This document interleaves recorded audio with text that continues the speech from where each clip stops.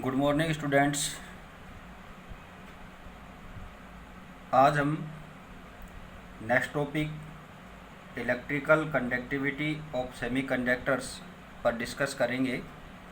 तो इस टॉपिक्स पर जो अपन ने डिस्कस कर रहे हैं, तो इसमें जो सेमीकंडक्टर है यानी कि जो मेटलॉइड्स हैं उन पर बात हो रही है। तो इसमें क्या होता है कि जैसे सेमीकंडक्टर में अपन ने लास्ट टॉपिक में पढ़ा था कि भाई जैसे गैलियम है, सिलिकॉन है, ठीक है, ये सेमीकंडक्टर्स होते हैं। और सेमीकंडक्टर्स की डेफिनेशन में अपन ने बताया था कि ये वो सब्सटेंस होते हैं कि जिनकी कंडक्टिविटी कंडक्टर और नॉन कंडक्टर की क्या होती है, मीडियम की होती है, यानी कि बीच की होती है, between conductor and non conductors. ठीक है, अब क्या है कि जो इन पर बात करें अपन, इनकी कंडक्टिविटी पर बात कर रहे हैं, तो फर्स्ट बात क्या आती है कि जो सेमीकंडक्टर्स होते हैं, जैसे इसमें सिलिकॉन और गैलियम का एग्जांपल ले रहे हैं, तो इनके जो क्रिस्टल की स्ट्रक्चर्स होती है वो स्ट्रक्चर्स क्या होती है कि डायमंड शेप की होती है, यानी कि डायमंड के जैसी ही होती है। ठीक है भाई, डायमंड में क्या होता है कि उसका एक carbon atom other 4 carbon atom से सराउंडिंग में होता है, तो उसी तरह से इसमें है। कार्बन भी क्या है, sp3 हाइब्रिडाइजेशन में होता है। ठीक है, कि जैसे इसमें अपने बताया हुआ है कि structure are same diamond in which each atom of gallium और silicon is in sp3 hybridise.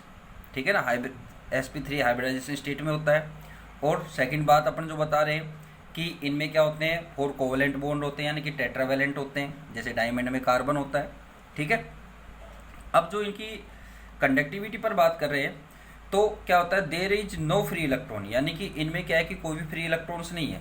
तो इस रीजन से क्या है कि भाई क्यों नहीं है, इसका रीजन क्या है कि इसमें जो 4 कोवेलेंट बॉन्ड है, भाई इनके वैलेंसी सेल में क्या है कि 4 इलेक्ट्रॉन्स होते हैं, और 4 इलेक्ट्रॉन्स हैं जो क्या है कि 4 कोवेलेंट बॉन्ड का फॉर्मेशन कर देते हैं। ठीक है, इसलिए क्या है कि इनमें कोई भी फ्री इलेक्ट्रॉन्स नहीं है। इस रीजन से क्या है कि इनकी कंडक्टिविटी क्या होती है, वेरी लेस होती है, बहुत कम होती है।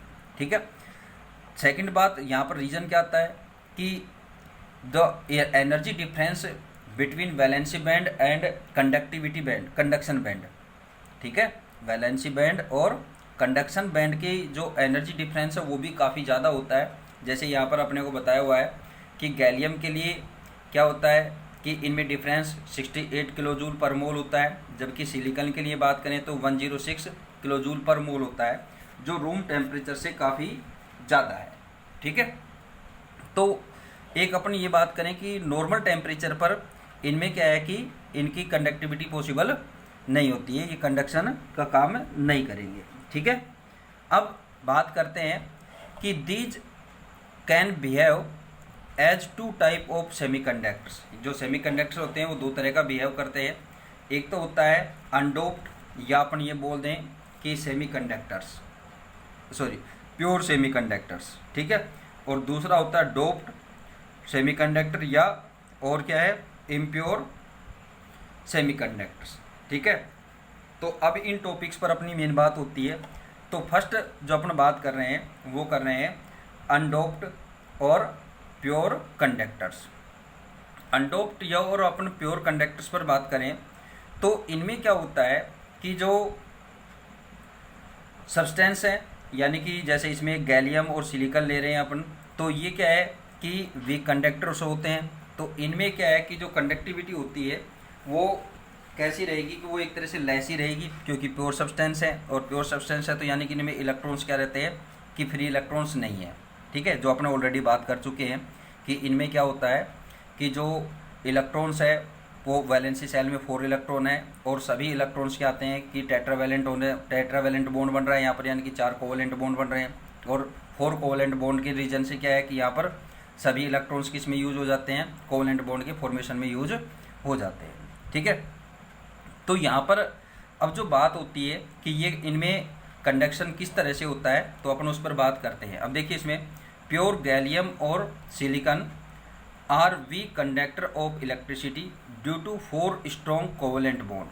ठीक है, इस रीजन से ये क्या है, but it is enough heat energy is given to crystal then some covalent bond on dissociation release electron due to the heat vibration. कि जब क्या होता है कि इनको क्या देते हैं अपने की एनर्जी देते हैं कि एनफ, यानी कि जो अपने बताया था कि इनकी जो बॉन्ड एनर्जी है वो 68 और 106 किलो जूल पर मोल थी।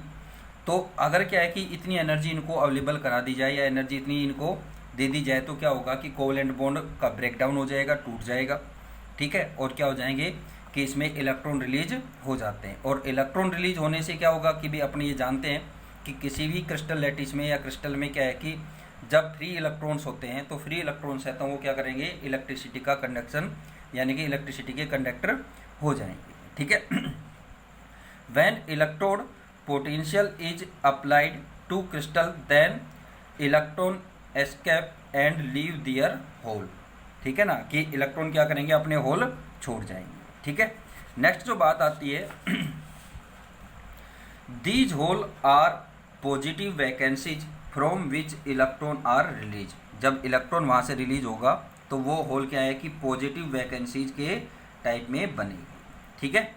नेक्स्ट जो बात होती है कि in this condition these substance show electrical conductivity because free electron move in one direction on applying electric field and these positive hole move in opposite direction. जैसे अब आपने ये बताया है तो ये तो क्या है, होल्स हैं और ये क्या है, इलेक्ट्रॉन्स हैं। तो जब इनमें क्या है कि इलेक्ट्रिक फील्ड अप्लाई किया जाता है तो ये ऐसा अपने को महसूस होगा कि ऐसा फील होगा कि जो इलेक्ट्रॉन्स हैं वो किसकी तरफ, पॉजिटिव प्लेट की तरफ, और होल्स है वो नेगेटिव प्लेट की तरफ मूव होते अपने को फील होंगे, ठीक है। कि जैसे जैसे क्या है कि इलेक्ट्रॉन आगे बढ़ते जाएंगे, इलेक्ट्रॉन आगे बढ़ेगा तो उसके पीछे क्या बनता जाएगा, होल बनता जाएगा।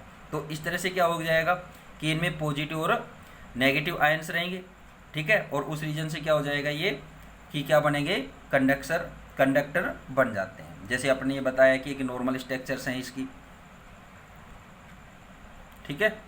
तो इसमें क्या है कि ये इनका ओवरलैपिंग पोटेंशियल यानी कि जो एनर्जी गैप है वो है। अब जैसे ये एनर्जी दी जाएगी तो उससे क्या होगा कि इलेक्ट्रॉन यहाँ से क्या हो जाएगा, लीव हो जाएगा और वहाँ पर वॉइड्स बन जाएंगे, होल्स बन जाएंगे। और वो होल्स के कारण है क्या रहेगा, इलेक्ट्रॉन फ्री रहेगा। तो वो इलेक्ट्रॉन आगे मूव होगा तो उसके पीछे क्या होगा, जैसे होल बनेगा तो उसको होल को कवर करने के पीछे से क्या आएगा, एक अदर इलेक्ट्रॉन आएगा, वो इलेक्ट्रॉन उसको कवर करेगा तो आगे होल बनता जाएगा। तो ऐसे क्या है कि एक रो बनती जाएगी और उस रीजन से क्या हो जाएगा कि इलेक्ट्रॉनों का मूव हो रहा है और इलेक्ट्रॉन का मूव हो रहा है तो उस रीजन से क्या हो जाएंगे, ये कंडक्टर बन जाएंगे। These free electron move in interstitial site whereas these positive hole move from one band to another band, it is called undoped semiconductor of crystal, ठीक है। और ये जो इनकी कंडक्टिविटी होती है वो नंबर ऑफ चार्ज यानी कि पॉजिटिव होल पर डिपेंड करेगी, ठीक है। और पॉजिटिव होल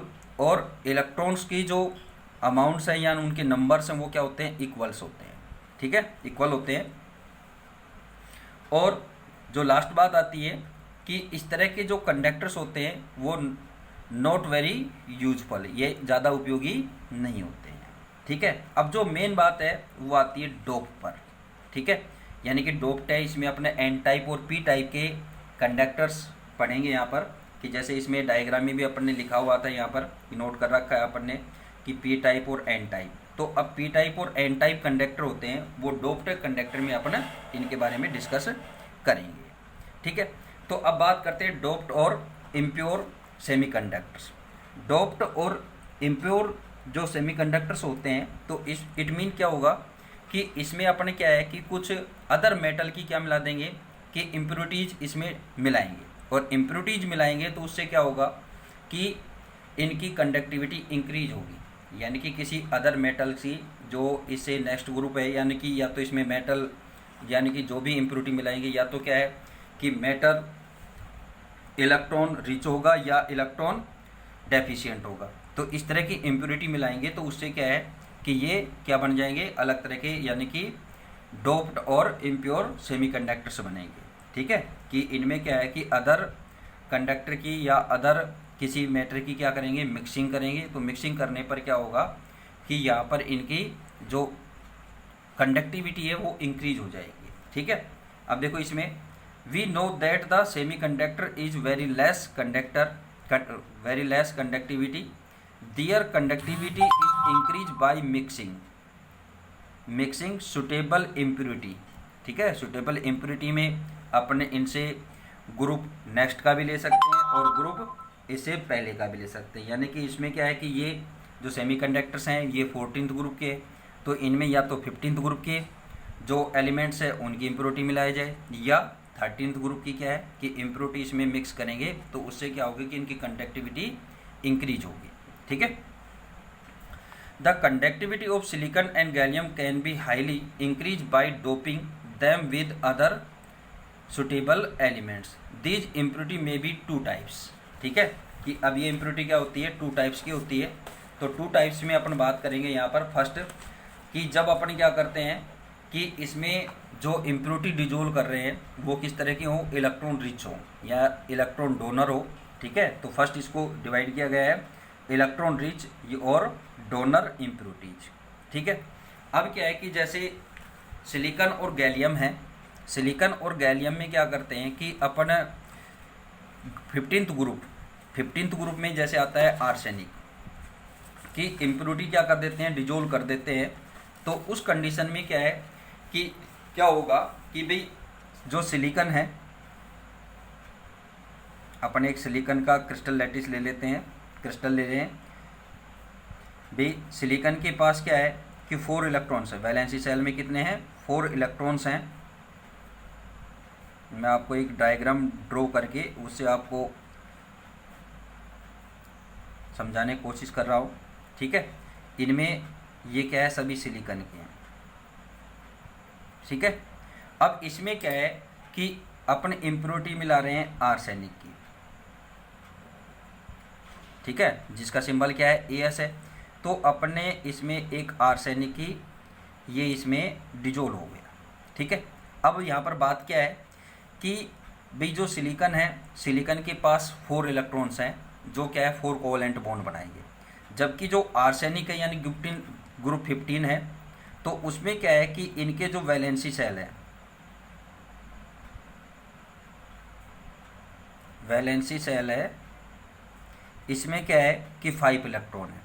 तो ये कि जो आर्सेनिक की इम्प्योरिटी मिलाएंगे तो इसके क्या होंगे कि जो 4 इलेक्ट्रॉन्स हैं वो तो क्या है कि सिलिकॉन के साथ क्या होंगे कि 4 कोवेलेंट बॉन्ड बना देंगे, लेकिन इसके पास क्या है कि 1 इलेक्ट्रॉन एक्स्ट्रा रहेगा, और इस एक्स्ट्रा इलेक्ट्रॉन की प्रेजेंस से क्या रहेगा कि इसमें क्या होते जाएंगे कि ये कंडक्टर बन जाएंगे। और इस तरह के जो कंडक्टर्स होते हैं वो क्या होते हैं, एन टाइप।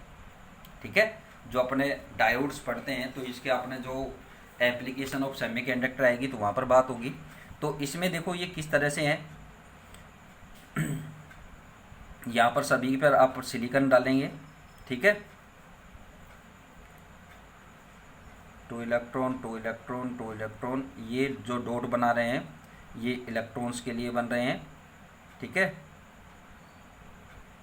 कि इट मीन क्या है कि 1 इलेक्ट्रॉन इससे 1 इलेक्ट्रॉन इनसे है, ये इसके अंदर ही बनाना है। ठीक है, मैं थोड़ा किनारे पे आ गया।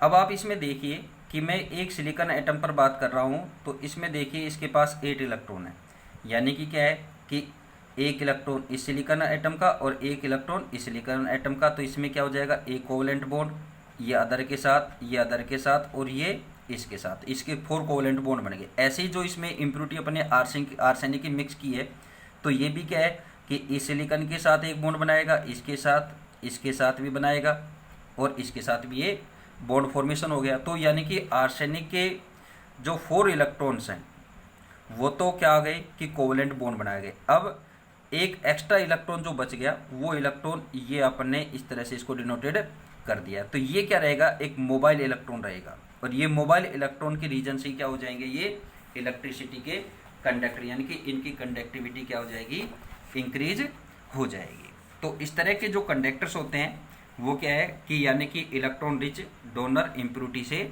फॉर्म होते हैं। कि अगर नॉर्मल कंडीशन बनाओगे तो आप इस तरह के बस स्ट्रक्चर बना देना सिलिकॉन की, वो एक नॉर्मल क्रिस्टल हो जाएगा। जैसे मैंने ये डायग्राम बनाया हुआ है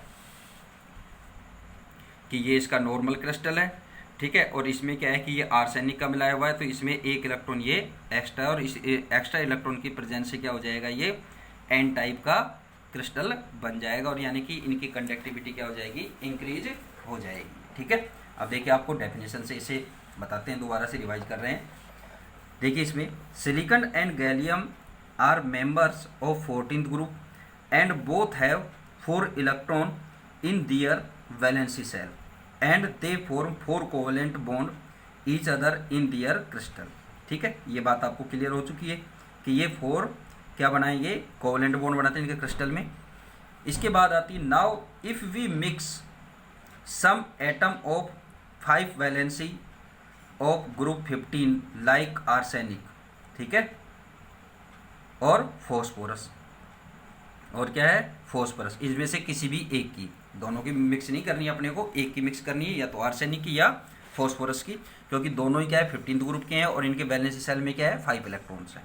ठीक है, arsenic atom occupy place of gallium in some position which contain 5 electron in valency cell. जैसे आपको इस डायग्राम में बताया था कि इसमें क्या हुआ कि सिलिकॉन की किसी भी एक सिलिकॉन की पोजीशन पर कौन आ जाएगा, या जाएगा, मतलब सिलिकॉन जो एटम है उनकी पोजीशन पर क्या होगा, क्रिस्टल लैटिस में, क्रिस्टल में ये क्या हो जाएंगे, आर्सेनिक के एटम्स आ जाएंगे, और आर्सेनिक आएंगे तो 4 बॉन्ड तो कोवेलेंट बन ही जाएंगे, और 5th इलेक्ट्रॉन क्या रहेगा, फ्री रहेगा।